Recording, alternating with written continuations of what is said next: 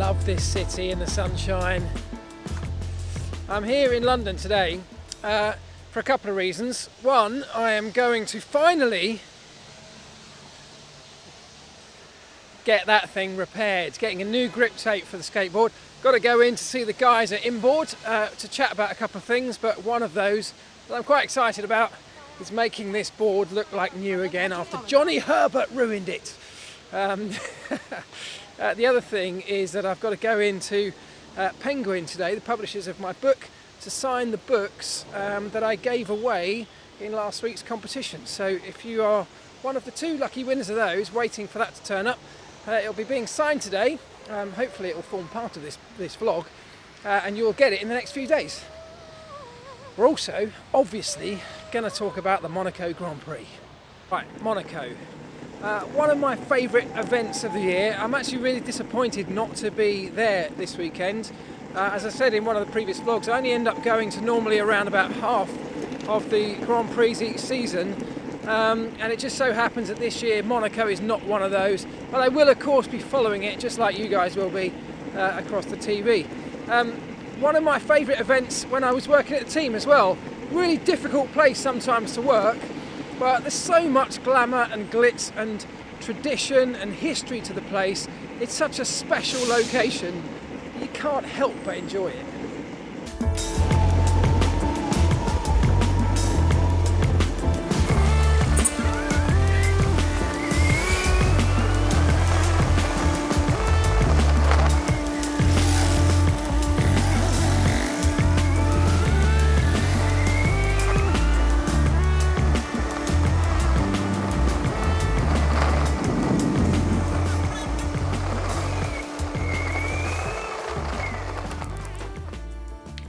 Talk more Monaco Grand Prix in just a moment, but first, this is the UK HQ of Inboard, the people who make this glorious board of mine.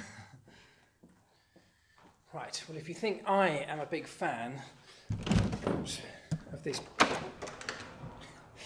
this Inboard M1 board that I ride around on, the guys in there make me look absolute amateur.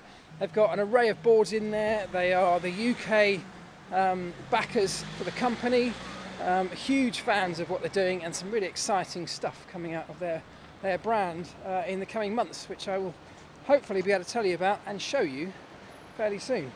Right, now I've got to go right across town to Penguin to go and sign some books and have a meeting about the cover of the paperback version. On the way,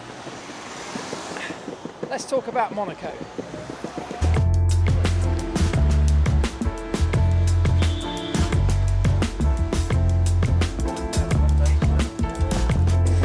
Right, so a couple of different things about Monaco this year. First of all, it's the first competitive introduction of the brand new pink Pirelli Hypersoft tyre. Seriously soft and sticky tyre that should be incredibly fast around Monaco, and it probably means, and almost certainly means, we are going to get some serious lap records broken this weekend.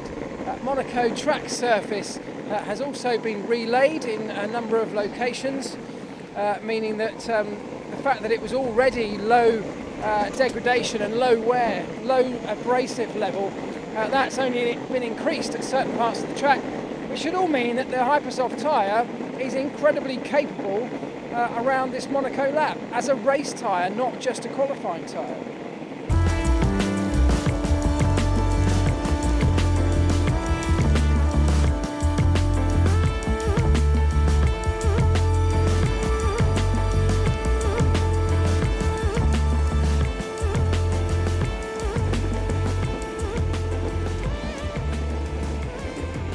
Interestingly, 3 of the teams have brought their maximum quota of the Hypersoft tyre, 11 sets, leaving just 1 mandatory set of the Super Softs and the Ultra Softs. Those 3 teams are Red Bull, Williams and Renault. That means, of course, that they will be doing almost all of their running on Friday and Saturday on those pink Hypersoft tyres, desperately trying to understand them on this track surface around Monaco, desperately trying to understand how best to get the most out of them and to see if it's going to be possible to do a one-stop race around here on Sunday. Something that's traditionally always been the case, but we've never had a tyre as soft and as sticky as this Hypersoft. It's going to be quite interesting to see what Friday practice delivers in terms of data and results.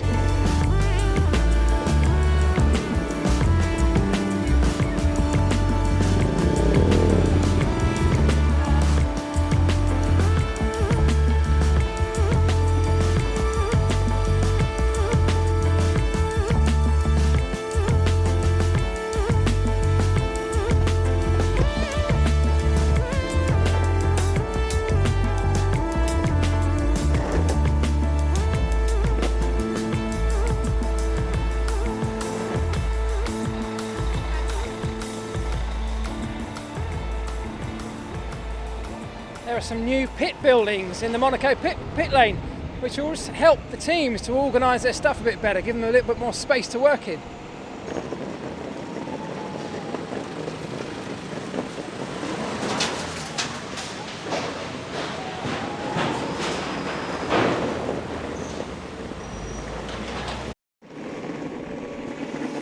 It's one of those tracks where the driver genuinely plays as big a role as the car does in delivering any performance, and that's why you'll see most teams on Thursday as it is in Monaco, just doing lap after lap after lap.